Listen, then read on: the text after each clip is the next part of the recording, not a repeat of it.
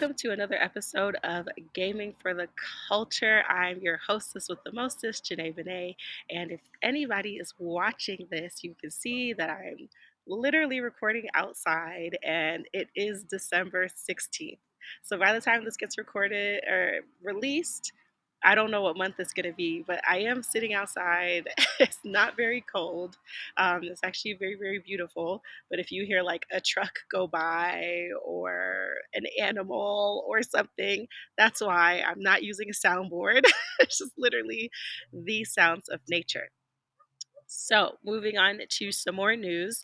If you ever want to watch Gaming for the Culture live, please subscribe to the Patreon. It's going to be Junae Benet, right? Patreon.com/slash Junae Benet. And you get first peek at who our guests are. And you also get to ask them questions during the actual interview. And you get the unfiltered podcast, right? Well, I should say unedited because unfiltered means something different for a lot of people. But into the grand scheme of things, I am so excited to introduce today's guest. We have actually spoken before a while ago. It's not 10 years, Getting but it's close. over five. It's over five. It's definitely over 5 years. And it was a monumental moment where we met because it was the first BlurredCon ever. And it was also like when Rick and Morty was out. Like there was just a lot of really good things happening. So I would love to introduce you to today's guest, Bryan Newton. Hey, Junae. Bryan, say hi to the people. Hey, people. Hey, gaming culture. Hope everyone's doing well. Because it's cold for me right now, but I'm in Los Angeles, so 50 degrees, and we're like, want to put on sweaters. I see. Let me check the degrees. It's 45. You'll be fine. You'll be fine. Man, there was one time I was in DC during Obama's inauguration, and it was probably like 30, and I'm in like leggings, and I'm all completely thermal. And I saw like a dude in shorts. They're used to it. They're used to it. But to be fair with you, I'm very much used to Colorado weather because one, it's a bit drier, right? Mm, So like I can be outside in 8 degrees, like, kind of in a sweater and not really feel it. But I wouldn't try that at like sea level, right? Like trying that in Chicago is like you're yeah, gonna because it's freeze. more And moisture. Yeah. exactly. And I just came off of a year of living in Finland. So like it's a bit colder there too. So I'm kind of like, I'll take sunshine when I can get it, especially in Yeah. the wintertime. Like they Yeah. have 24-hour sunshine during the summer, but during the winter, it's like catch it when you can. Like, Wow. That's that yeah. Nordic culture. You're just straight up just like, oh, we're Mhm. gonna burn a fire. We'll burn the whole forest. Who cares? Man, I love weather. It's so funny because I used to work at NBC 5 Chicago, and they always used to be like, "We need to talk about the weather," and I'm like, "Oh, so boring," but it really gets the people going. It It's really gets the it's people our going world. because yeah, you know what I mean? Like, it's like, because it's relative, it's really cold. Like, the other day when I was in Chicago, it was like 100% of rain. But 100% of rain doesn't even mean like 100%. It just means 100% like in that area at a certain time.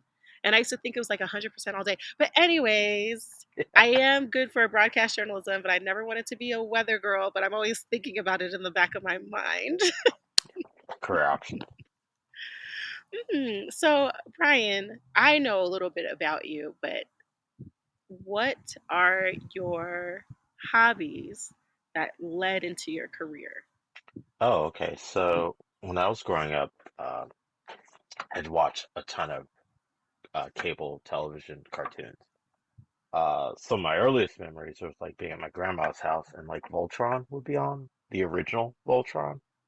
And That's also relative because when you were like cable cartoons, I was like, yeah, like Beavis and Butthead, but you said yeah, Voltron. So, yeah, Beavis and Butthead was on when I was like 10, and I still right. wasn't I was allowed like to watch it. 4.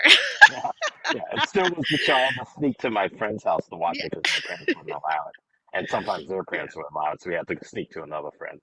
But yeah, like I grew up on like the Flintstones, Voltron, Thundercats, He-Man, Ghostbusters, the real Ghostbusters, and all that crap.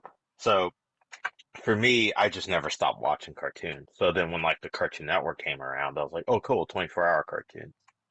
As one-stop shop because growing up it was only Saturday mornings, and then like afternoons for like 2 hours, which we had like for Fox it was like Eat the Cat Do Batman the Animated Series. So Do we have a time when what year did Cartoon Network air? I think like Because 94, 93.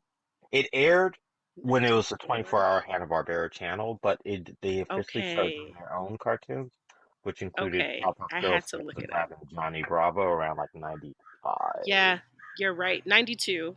October 90. 1st, 1992. Right, and then That's that's really when they interesting. yeah, because that's when I was watching that then, because that was the only place you could watch old Hanna-Barbera cartoons like Huckleberry Finn, Yogi Okay. Bear, Trixie and Dixie. They also had like Space Okay. Ghost, the original Space Ghost, Thundar, Okay. Barbaria, stuff like that. Yeah, so Cartoon Network came out a year after I was born, Hmm. and I wasn't really introduced to it. So I was introduced to like Boomerang, right? I was introduced to Boomerang and then more of like the Cartoon Network stuff because then by the time I started watching, now we gotta look up the Boomerang's origin. debut of Adult Swim too That's because like I 2001, maybe okay, yeah, yeah, 2000. yeah. So that's what I would be more familiar with. So yep, September 2nd, 2001. Because I was there. So I almost saw 10 I years saw apart. all this stuff. That's But like crazy. but like I was like Boomerang's basically the way Cartoon Network used to be. Like that's how I Hmm. watch my old cartoon fix. It's not like we didn't have other things. We had Nickelodeon, but Nickelodeon only had Yeah, cartoon blocks and then did like live action stuff yeah, yeah. periodically. Uh, Okay. but yeah, like I just drew a lot as a kid. I mean, I played games too. It's funny because I this is all my old Billy Whack, and that's a term you can look up. It's old fashioned, but whenever people talk about like being a gamer, it's so foreign to me because I'm like, of course I play video games. What the hell? It's not Yeah, like I you're like, didn't. didn't everybody? But Yeah, now everybody. it's like a trophy. It's like I did it more than you. And meanwhile, I had a Nintendo growing up, but by the time I could like actually like use it and probably enjoy it, it was technically obsolete. What? And then we had the Which PlayStation Nintendo? One, Which the Nintendo? OG, the Okay, OG, the good. OG. Yeah, the Because DS. some people say Nintendo and they're talking about 64. I'm like, it was Yeah, before that. yeah. They say No, the Game Boy. I'm OG like, one. which Game Boy? Yeah, lit look, yep. Because Yeah, my first Game Boy was the Game Boy Advance, and all I had was Madden. And you think I'd be a Madden fan, but I'm not. I was like, this is boring. Madden was good Because we back in had the a day. lot of games. Yeah, but I wasn't into sports then. I was Yeah, into sports later, and then even then I didn't want to play it because I was reporting on it, right? So I kind of was just like, I'm all sports out right now. Then sure. what do I know about Blue 42 on the game? Like I don't want to run that. So you know, The that's video. that's how it kind of played out with like even Madden or like 2K because when you meet other gamers and they're only play sports games, like that was kind of the people I was being introduced to who were calling themselves gamers, and I was like, Mm. yeah, but like I want to play like Assassin's Creed and Uncharted and like God of War before it was an Yeah. RPG. So See, that's what's going to happen. such a They're going to difference. start separating themselves by genre. So it'll be like, I'm a sports gamer, or I'm a first-person shooter gamer, I'm a tactical gamer. It's like they're going to start. I play Cooking Mama. I'm a simulation gamer. Yeah, it's gonna Because, yeah, happen. mobile gamers don't think they're real gamers, too. Like, Right. that's been a very big conversation. But I'm like, sis, you're at level 2000 in Candy Crush. You're a pro gamer, actually. Like, You're you could be in a tournament if you wanted to. yeah, you're like a top 20 percentile in the world probably. Literally, Yeah. literally. That'd be crazy to have a Candy Crush tournament. I Yeah. might think about it. Because to I me, might think about it. that's the thing. It's like gaming's so ubiquitous. I'm just like, yeah. It's like I don't go around saying like, oh, I'm a televisioner. Nerd alert, more like ad alert. Let me interrupt you guys really quickly to tell you about this on the seat Spider Man edition chair. If you've never seen a Spider Man chair, here's your chance. Once again, one of my favorite chairs. I love a theme. As you can tell, right? I'm sitting outside, I'm doing an interview, we're talking about Invincible Fight Girl. Why not also talk about Spider Man, your friendly neighborhood gaming chair? Click on the link in the description to see about this review. Not only is there a video review, but there's also a written review on Tom's Hardware. Okay, Bryan and Junae, take it away. Yeah, Of course I that's watched true. all of them. But Yeah. Brian, here's the sad part, and I'll never forget it, right? Because nothing makes me want to stop talking to a person faster when they say they don't like movies. You Hmm. know? So like there are people I who are get just that. be like, I don't like movies. And I'm Yeah, like, what? they're And weird. then, you I thought about it when you were talking about it earlier because you're like, yeah, I never stopped watching cartoons. I'm like, yeah, I love animation. And there are people who are like, I don't like animation, but you watch Right. the Boondocks. Like, you're not exclusive. Like, Yeah. it's still animation. Like, that's not like the exception. It's animation, bro. And so That reminds me. that is interesting. I was at a anime convention like probably like 2009, 2010, and I was standing in line behind these like young girls, and they were young at the time. They're probably like only like 10 years younger than me, but at the time I was Yeah. 27. And like they were saying like I don't watch cartoons, but then an anime convention. I'm like, anime's just Man. another form of cartooning. It's all the same Okay, principles. Brian, I don't want to get nobody in trouble. I'm gonna say Brian said that, and I didn't say that. Janae didn't say that. Brian said that. It But takes every people to country is think allowed to about. have their own Well, world of well, here's cartoons. how I Like, can easily dispel the misimplication of what okay, cartooning let's is. go. Cartooning comes from the toon strips of comics from like the early like late 1890s to the early 19th century or 20th century. Those are all comic strips. The god of manga is Tezuka, who did Astro Boy. That's all anime, dude. Yeah, Sorry, yeah, you like cartoons. yeah, yeah, Someone has to sit down yeah. and draw I that don't stuff. think there's anything. Yeah, that's very true, and I don't think there's anything wrong with that. I think it's just another false meter of maturity, right? To be Right. like, well, I only like the Boondocks, and it's like, but do you know it's satire? Yeah. Which is stuff Like, I can see even like getting into like what qualifies as good anime or not. For example, One Piece.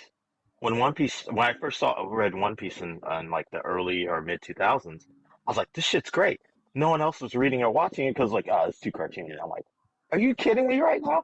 Because Dragon Ball had the exact same reaction in the States when it started coming out. Like older anime fans, like guys older than me, people older than me, they did not do Dragon Ball. They only did like Fist of the North Star, they did Ninja Scroll, they did Pat Labor, maybe even like Gundam. But it was like the mature stuff. Like Dragon Ball's too yeah, kiddie. But now look at all the yeah, people. yeah, Yeah. yeah. Especially in the black community, man. Black people Hmm. love them some Goku and Naruto. Yeah, Black people love them some Goku and Naruto. and Latinos too, because like if you Yeah, to go yeah, to yeah, Hispanic communities, like fucking Dragon Ball's all over the place because they had it before we did. yeah, They had that in Saint yeah. Seiya. Oh, okay. Oh, and Saint Seiya. Okay, Yep. yeah. That's really interesting to me, and I love it. I think any reason to bring people together over like a media, because like I really like, before they started throwing around terms like himbo, I was like, Mhm. I really like Goku. And I'm like, who doesn't want to get strong? Because that's me, right? Like, there's that meme. And I think it's the Dragon Ball A Bridge where it's like, or wait, or was it Powerpuff Girls? And it was like, niggas think I'm fighting to save the day, but really, I just like to fight. Yeah, That's my genre of anime, yeah. of cartoons. That's what I want to That watch. That's that's what I want to watch. Goku's original character. That thing we get misrepresented a lot because of the initial Ocean dub and from Funimation, from like in the late mid Yeah, '90s. He's like he wasn't a it's hero. good. He was just there to like compete and challenge himself, which you get in early Dragon Ball. Yeah. But then we kind of get like, oh, he's beating bad guys, and like that's just happenstance. Yeah, right. No, he was just like, "Oh, I wanted to box," and all of the jokes now. Like, I love watching like a reel or a TikTok where like there's this one, and I'm sorry, I can't remember the creator's name, but this girl is crying, and she broke up with her boyfriend, and she's like, "Oh my gosh, I feel so much stronger now." And you just see Goku like teleport behind her, like That's he's amazing. in the culture. Like it was so good. I was like, "This is amazing." Like it was really really good. Like, Goku's an absolute fool. He's oh absolutely my foolish. gosh, he's such a menace, but it's so good. And then, maturing is like, huh, maybe Vegeta, is actually a good dad. Like, maybe he is the better Saiyan. Like, but we're not Sure. here to talk about Dragon Ball. Yeah, We're yeah. not, We we're can not, talk we're not Dragon Ball. here to talk about Dragon I Ball could do or that. I could do Naruto. that Cause for a while. People know me. yes, yeah, The I loved it. I really loved it though. Yeah. But yeah, like my attachment to animation has been like through my childhood. Ninja Turtles too, that's another huge one. So like even when I was in high school, I'd be like constantly drawing in like the borders of the paper while taking notes in class. I just found it easier to focus. But like after high school, I went to a art school local to LA called Otis College of Art. They used to be Otis Parsons back in the day, and they split. So Parsons is in New York, Otis is out here. And I went through the digital media program, which at the time when we started, it was like 5 years old. So they didn't have many programs like here's Photoshop 3, here's After Effects 1. Yeah. So I have a question for you since you've been well versed in the Adobe Creative Suite for a while. Hmm. And, thinking about how far technology has come with the fact that Photoshop can instill AI, which would you prefer? Would you prefer like a Photoshop 3 or like a Photoshop like 20, 2007 or like a Photoshop like Ooh. 2015, or like The which version of 2000s, Photoshop would you like? I mean, I think it all comes down to everyone's personal kind of like when they got in there. Like some people Mhm. can move along with the times and they're okay with that. But I think most of us just kind of like that the one I learned on and the one I probably worked the most in, probably professionally or just creatively, is the one you stick Yeah. to. Because Yeah. like you mentioned 2007, I was like, oh yeah, CS07 was not bad. But like Yeah. the way I use Photoshop is the way I've been using Photoshop for the last 20 years. So I'm like, Yeah. I'm good. Like when they add Yeah. new features, I'm like, that's fine. I don't need it. Yeah. Yeah. I think I got into Photoshop in like 2006 or 2007, and I felt like I had learned it, right? And so Mm, because it's also expensive, I was like, it's kind of just like editing software because I know how to video edit. So you can put me in front of any software and I'm cool. But then I started using like newer versions of Photoshop and like I have to look everything up. And I'm like, yeah, has it gotten so big that it just does too much? Because Adobe has like After Effects, right? Which I've never touched, but they After have Effects is good. places to do different things, but they're also like, "Oh, but you can also do it in Photoshop." And I'm like, maybe that's why this is now this massive I, beast. I think they're trying to compete with other things like in animation we use another software called Toon Boom. And Okay. Toon Boom is kind of like an all-in-one.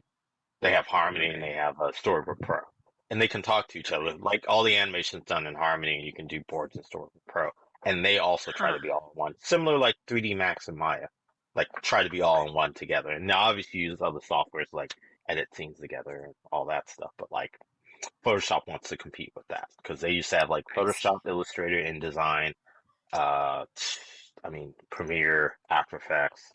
Like even the fact, yeah, Premiere and After Effects separate. I'm like, oh, they kind of do the same thing. Premiere is just more like Yeah. stripped down editing, but you can edit in After Effects. It's just you have to Yeah. make different comps.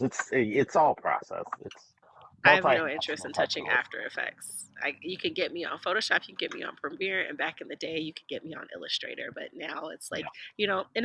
I'm not like an artist. I'm more of a creative, and I Hmm. can make digital art as long as you don't expect it to look like anything. Like if you were like draw a horse, I'd be like, I can do abstract. Like I can give you some abstract painting that Yeah. could be in a museum, but I can't like draw actual things. So I just wanted your perspective on that as a person who like uses these tools and has been using them. For, I don't want to say decades to make you sound old or nothing, but It's been through their decades. evolution. It's literally been decades and a little bit of change. So yeah, Ooh, because yeah, like that's a long I time. didn't use any of those things until I got to college. They were not accessible in high school at all. Okay, yeah, Like we barely had yeah, computers in the school. yeah, yeah, yeah, Yeah. yeah. Yeah, I get that. I Mhm. I definitely get that. Yeah. So you're working on some stuff now because we're gonna jump around so Okay. much. We're gonna jump around so much because like I love like drawing, but I can't really do it, right? Like I can only mimic. Like if I see something I can kind of draw it and even sometimes the scale is kind of funny. So it's just Hmm. really interesting that, you do this as like a form of pastime or entertainment because my cousin can draw and he would just do stuff. He would just draw stuff like just whatever he was thinking, didn't even need a picture. And I was like, this is what talent must be, because I can't do this at all. And so you're in college, you're in this multimedia course that, oh, there's the wind. You're in this multimedia course that has been a bit of dated, but I think in your case, because you're dealing with like animation or cartoons or things like that, even though it's a bit dated, someone who's in gaming or who just started in gaming and their program was 5 years old, they Mhm. wouldn't have even been able to specialize it. So like, was there at least a correlation to like the materials and the things that they had to be able to jumpstart your career? Oh, okay, that's a great question. So, yes and no. And I'll explain that. So, for me personally, having access to Photoshop, After Effects, Premiere, and then while I was on my first gig, which was at a studio called Mike Young Productions, they did Clifford the Big Red Dog and Bratz. Okay, Uh, shut up because I love Emily Elizabeth. And yeah, I literally, even the other day, I was like, what's the big idea? Okay, I love yeah. that. So I was working there when they were developing and producing the Bratz cartoon. I didn't work on it, but I worked on the show called Todd World, which was a kid show on Discovery. And it was Flash. Todd World. If you look it up, it looks Smokey Robinson did the theme song. Okay, It looks like a literally a 5-year-old's drawing, so it was the easiest show to work on for sure. I could do like 100 props in a day because it was just like crayon drawings. okay. Uh, Oh, okay, okay. In yeah, 2004? Okay, yeah, yeah. exactly. So that was my Nice. first gig, and I learned Flash on that gig. So learning Flash and also knowing Photoshop and other digital programs gave me a leg up that like senior artists didn't have because like a lot of the artists who I worked with when I started were people who worked through the 90s and the 80s, and they could do everything traditionally on paper. And so like I came into the industry at a very interesting time because we're still transitioning off paper, so a lot of the things we were doing in the studio were still like things we were done in the 90s, like X sheets, um, storyboard on paper, scanning files and sending files to FedEx. Like we'd send whole like storyboard reams and like send it to the overseas studio and have to be sent to FedEx and get there. Like, all right, we're sending it now. It'll get there the next day, and then they can report back to us in a week, and then we have to wait like 2 days just to get the reports back. While I was working there, maybe like 2005, 2006 is when the FTP started, which was the first like file transfer program. So it was like, Okay. oh, now we can start sending files, but you can only do like 500 gigs or something. Not even gigs, sorry, like 500 kilobytes or some shit like that. It was Yeah, very small. yeah, You couldn't even do like a yeah, terabyte or a gigabyte yet. So yeah. that's why I say yes and no. So for me, it was like having that extra level of digital kept me in because I was valuable. They're like, oh, this kid knows things that the senior artists don't know, so we can keep them involved in that. But I wasn't doing everything because literally I had my directors, the supervisors, and other artists who I would just go off of their work. They were the more experienced and they were more valuable because they actually had the pen work to the mat. So the technical skills didn't matter as much. They had the experience. That's pretty cool. So Hmm. you've always been doing the artist side of production, but now on your current project, one that Hmm. I am really like excited about, and when I saw it, I was really excited about it. And so now you're doing something else. Yeah. I'm trying to like slowly get So there, but I'm like I want to talk about this right So now. I let's jump to the future. So in Okay. 2002, yeah, 2022. Sorry, always do that. 2022. I The forget what decade. pandemic was hard. The Yeah, the pandemic was pandemic was hard. hard. I just Yeah. finished another Yeah. project, which was Urkel Safe Santa, which I was a supervising producer on.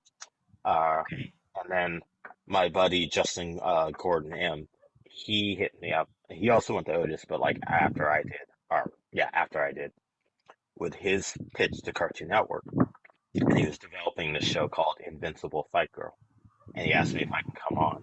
And like I've known Justin for years, and I've known he's like one of the most talented people I've ever met in my life, and I tell him this because it's true, and I'm jealous. So Justin has this brilliant idea about this wrestling show that he wants to do that's like just straight up anime. More so specifically, not just the look of anime, but like the actual story structure of how like Japanese production operates. Usually based on manga formats where it's like shonen style. So we he So, pitched me. do you think that because you had been with Cartoon Network, right? You Mhm. were doing Rick and Morty. Were you doing any That's other Adult Swim Cartoon Network? technically. Oh, Yeah. sorry, Adult So Swim my under Warner first Brothers umbrella. yeah.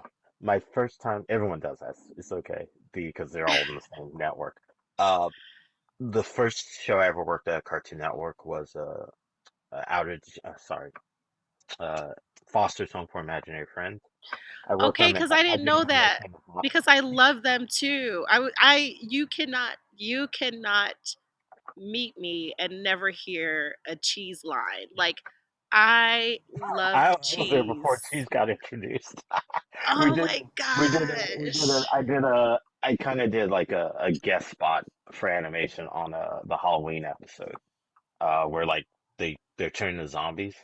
I remember that bit. Yeah, So I yeah. was there for like 2 weeks on Foster's before I went over to the other show I was hired on, which was called Out of Jimmy's Head, which was like a live action animated thing. So we did like the cartoons Okay. on top of the cartoon, the live action film, which happened right during the first writer strike in '06. The previous writer strike, I should say. So that was my first Cartoon Network shows. Then I was back on for a show called Problem Solvers, doing animation on that. And then the other show I came back for, which my buddy Mike Chillian show called Tick and Seek in 2018, 2019 through How did you just 2020. mention three shows I've never heard of? Now I'm like, maybe I'm not the fan I thought Because I I, was. because I got on all the shows that didn't break out into hits. Like I don't Well, know, Jimmy's Head, obviously forgettable because it was like when Cartoon Network was trying to do their Cartoon Network Reel, which they want to do like live action stuff on Cartoon Network. I'm like, that's a mistake, but a agreed, because you're job's a literally called job. Cartoon Network. Yeah. Right. I'm like, but a job's a job. And if it Hello. gets me in That the check door is at the gonna network, clear it got every me in the door time. at the network. Yeah, and I was doing cartoons, so it's not like I'm still doing animation. Um, and then like Problem Solvers was like very much like an indie show, which had the most ridiculous art style. And like I'll tell you a real quick story behind that was like I was just finishing up doing a development over at Disney for a thing that never materialized, but I had two choices on two shows, and I was going to be doing animation in Flash. One was another show called Good Vibes, uh, and another show was a Cartoon Network show called Problem Solvers, and they were both paying the same. So when I interviewed for both, and I was like, Good Vibes looks like The Simpsons with a ton of characters. That's going to be a lot of work. And I looked at Problem Solvers like this looks like early Icebox level Flash animation from like the late '90s. I'm doing that because it's gonna be a lot easier. And it was Okay. super easy to animate. And like, yeah, the show like had a very like gross and out there art style, but that's the point.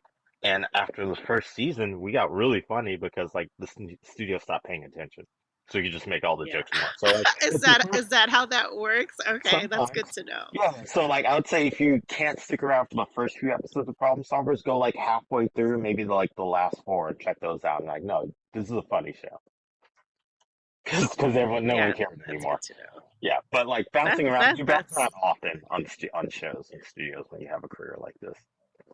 okay. I was Yeah. wondering if you already have a depressive resume and getting onto Invincible Fight Girl. I was wondering if that like helped it push. Like if they were like, "Oh, we know someone," Like I'm Well, not sure if this was his first I pitch to I Cartoon Network. don't know, because like Justin already had a pretty impressive resume himself. Like Okay.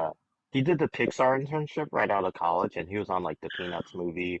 I think he was on Hotel Okay. Transylvania, and he was writing and I think directing on DC Superhero Girls. And after that, he was the story editor on My Dad the Bounty Hunter. So maybe that's what probably helped him more than anything, I would say, to finally get his Cartoon Network show pitching. And also, he's like a great artist and a great writer, so like they would be crazy not to get this guy a Yeah. show. So if anything, maybe just me being attached to it, it's like okay, he's a senior level because you're like I've been directing on Rick and Morty and like other shows like Teen Titans Go, so it's like okay, he's a known entity, and we can pair them together and probably be all Yeah. right. Because like Justin's the showrunner and like executive, and I'm just kind of like the supervising producer. When he comes up with ideas, he and I will often talk it out, probably like hone in on the story. And we hire the writers and we do a little writers room together. And usually I'm just there to kind of do some extra sketches and throw out some like crazy ideas, which I got to do on this show. The whole bit, there's a whole bit on our show where there's a rival gangs of like toes versus fingers, a wrestling group. Yeah, I seen it. Yeah, I yeah, seen it. that's And one of my yeah, just yeah, yeah. wild ideas I just threw out there. And then Yeah. Justin used another character, his birdie character, and threw that on top of it, and that's how we got like the formation of that story. I won't spoil it for those who haven't seen it, but like it's part of it. I feel like by the time this comes out, we should be able to spoil it because I want to talk about the I would intricacies I wouldn't spoil of it. I'm not gonna the spoil it. show. Yeah. You know, Because I want people, um, it's one of those things I want people to get that level of discovery, so I won't say, I'll tell you to watch it. I'll tell you bring tissues, but I'm not going to tell you yeah. what's going to No, happen. okay, yeah. No, Yeah. like so I had an opportunity to watch it on like a projector on like a very big screen. So I was like fully immersed, so I'm like listening to the music, I'm watching the effects. I'm just like, golly, and like the whole like hiding wrestling from like her parents, and then Oh, like yeah, what are they from going to Andy, think yeah. of me, and then like actually going out into the world and trying it, and obviously everything has to go wrong. And I don't even remember the guy's name who was selling the cell phones, but I was like, I want to beat him up so bad Oh, because Craig. like Craig's my favorite. Cra- Craig, I want to beat him up so bad. Like I'm like, as a That guy's just person hustling. who's He's been just doing his hustle. Craig needs a real job. Craig's not the entrepreneur He's that he trying. thinks he He's is. trying to make, You he know? knows the best job you can have, the one you make yourself. Sure, that's true. Whatever. I'm really looking forward to some character Love Craig. development with Craig because I Love him. like, No, you'll get it. There's a just reason as a why Craig is there, person. and you'll notice in the last episode why he's there. Okay, Yeah. yeah, yeah. So I've seen the connection. And I want to like, because like I said, this show is very personal for me, um, personal, and it's like I really wanted to be a wrestler. Like literally Mhm. once a week, I try to convince my sisters to be wrestlers. I'm like, because Jade Cargill, who's Jamaican, who went from AEW to WWE, I'm like, Ah. she's doing it for the culture. You guys should, because they're my sisters are pretty strong girlies. Like they're Hmm. just very strong, and I just didn't get those genes, and so I'm a bit jelly. So I'm like, I'll Oh, just be your manager. You know what I mean? Call me Paul Newman. I'll just be your manager. Like, what's the big yeah, yeah. deal? Nance So, is a like, great. literally, I mention it to them all the time. Like this is something that I would have like easily have done. Like even when I met like Maria Kanellis, when I first started going to conventions and stuff like that, I was like, wow, this is so cool. And so I've been on so many of adventures. Like after college, I moved to Colorado and I didn't know anybody, and I've met people like Craig, and we didn't become friends. You know what I mean? Mhm. Because this is real life, and they're crazy. Or like Awesome. moving to Finland or moving back to Chicago, or like so I was like, me, Craig could get these hands just a couple of times, just from personal experience. Like if he kept popping up, I'd have been like, nah, it's on site for you. But But like I that's the did. thing She about did like rock him. yeah, I mean he deserved it. Yeah, But like yeah, that's the great absolutely. thing about like Andy's journey is like she's literally coming from nothing. Like the Yeah, first episode, I'm not spoiling anything because literally the first episode, she's from Accountant Island. Nobody's from Accountant Island. All the wrestlers like the yeah. way we're structuring the story is like it's like Pokemon or like One Piece where it's like every area is themed. So like if you're Accountant Island, you're just an accountant. That's your role in life, and most people are content with that, but not Andy. Andy's like, I'm gonna start from nothing. And if this is the only like scammer little artist I got attached to make my way up, well, that's what it's gonna be By any means necessary. by I any means really liked necessary. that But that's it was fantastic. separated.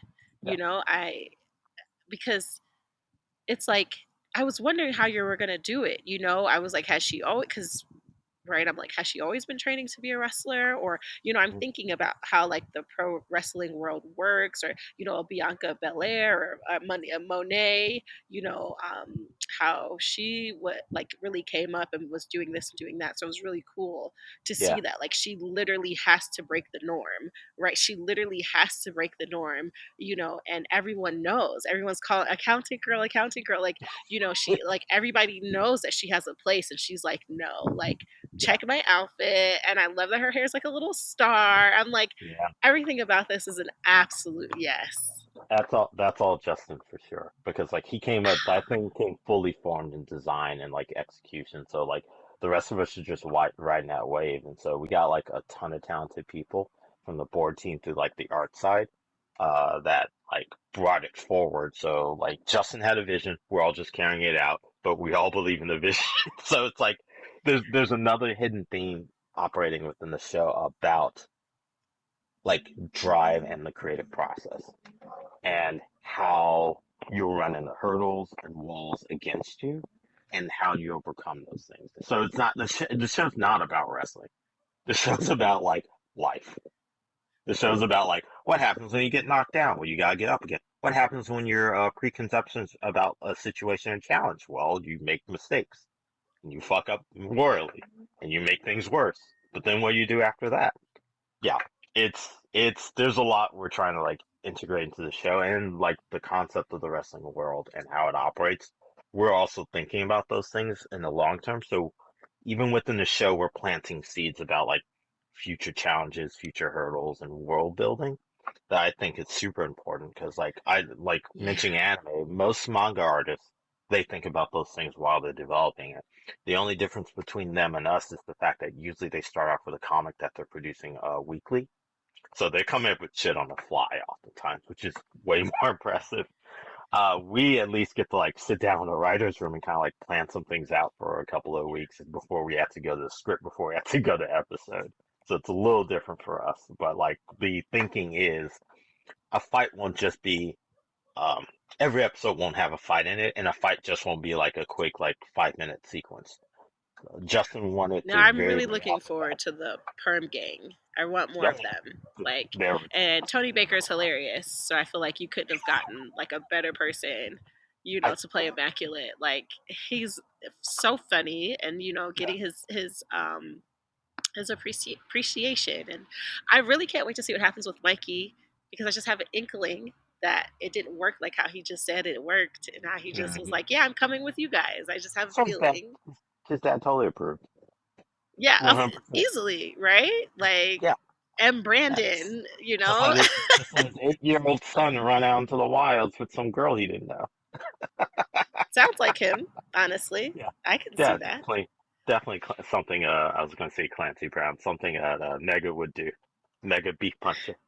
Uh but yeah, like the whole concept of how we do the show and how the fights operate is that we wanted to slow down the action so that you're thinking about how you're literally in Andy's head, so that like the impacts have more impact when they hit. So it's like if I don't do this, he's gonna like wreck me. I gotta do something else, and then she dodges and like does a move like a push or a kick or like the fucking a hard hit, and you're like ooh every time because you're in there with her while she's doing it.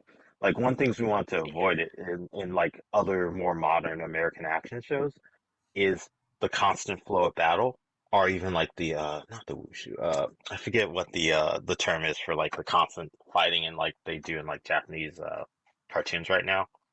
I can't think of the term. But anyway, we want to avoid as much of that as possible because the problem with when the fighting's constant is that your audience can't like get into it. Like you don't feel the blows as significantly.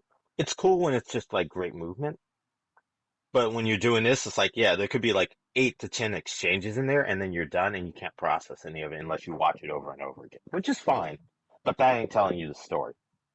Like half the Yeah. time you get scripts like that, it's like the writers are just like fight ensues, and just like, all right, now I gotta come up with bullshit. Avatar Yeah. does that a lot, and it's great. But like, Mm, we want you to think like you're in Andy's shoes. How's she gonna get out of that? Does she have the yeah. skills to get out of that? When she makes a mistake, do you recognize her blunder? When she comes up with Yeah. a solution, do you recognize the solution? You feel engaged in that because you're like, oh, I think I know what she's gonna do. Oh, wait, that didn't work out the way I thought it would. Yeah, it's the storytelling is in the action. That's how Japanese manga and most animes operate.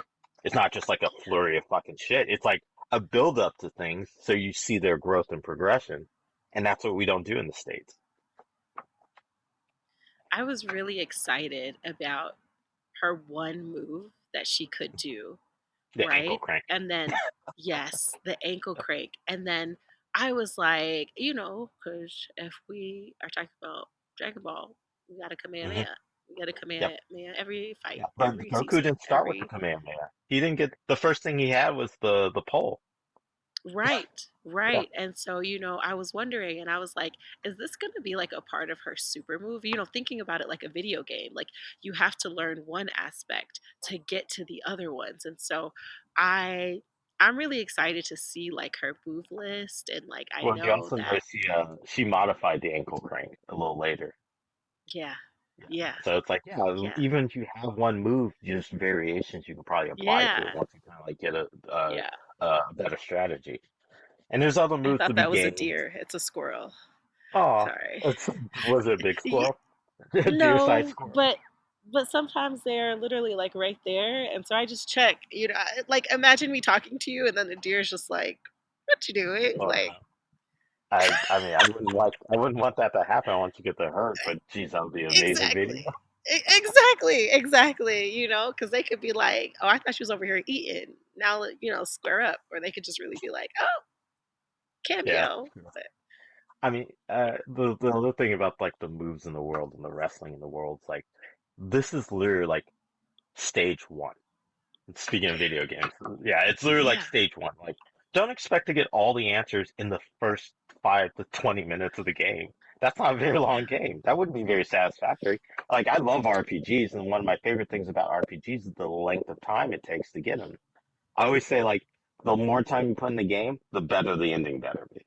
So it's like if it's a 90-hour game and a 2-minute ending, I'm gonna be pissed. Yeah, yeah, I spent that is 90 hours. Give funny. me a fucking hour for that ending. Yeah. Yeah. I get a bit antsy when it has to be an hour ending, but I get why. Like, let's wrap it up. If it ended the way I Yeah. wanted it to end it because I'm anxious, I would be like, this sucked. But because there is like love and care in Yeah. it, I you, appreciate it you much gotta more. you gotta wrap up all the loose ends, make it very complete and solid. Because obviously, unless you plan like a franchise, you're not gonna do another one. It's like this is all the story I need to tell. So I, Yeah. I Yeah, that's appreciate very when true. stories do that. Yeah, it's like let the artist cook, let the creators like get down all their ideas, and you can move on to other ideas, or like double back to this if they feel like it. So ideally, Fight Girl goes on long enough that we get to tell all the ideas we want to tell because we do have an Yep. ending. We do have plans in mind for like how high Yeah. she goes and what all like the mysteries that are going to be involved. Because think about it, you don't even know anything about Amp. The rule I give to the board artists because they also don't know all the story elements. That's just like something a Yeah. few of us know. It's just keep Amp shady. What happened to her? Why she Okay. quit wrestling? Yeah. Yeah, yeah, Yeah. yeah. No, because the How people did want to she get know. into wrestling? Yeah, yeah, the Yeah. people wanna know. Me, I'm the people. I wanna know. Like, she's definitely been my favorite so far, right? Yeah, Like, me too. She's a little Yoda. she's great. Yeah, right. Because you gotta do when they're young, they're super tall, and when they're old, they shrink back to, like, toddler size, but Yep. yeah. Yeah, yeah, There's yeah. there's a lot to that, and hopefully we'll get there maybe in like 3 seasons. The way we have it planned, maybe we'll get more on P out of that in the next season or two. But like, yeah, there's tons of mysteries we got going on in the background if you're paying attention. It's not it's a silly cartoon show, but like it's thoughtful that we're It's thinking about like, yeah. well, how does this world operate and like all the ridiculous like the GWC and their satellites. Like who runs the GWC? What? Yeah, Like, how do you get these and satellites? I'm thinking they're gonna recycle the ring, and they're like self-destruction. I was like, No. what a waste! Yeah, those are What a those are waste! products. They can't leave those Yeah, things around. Yeah. yeah.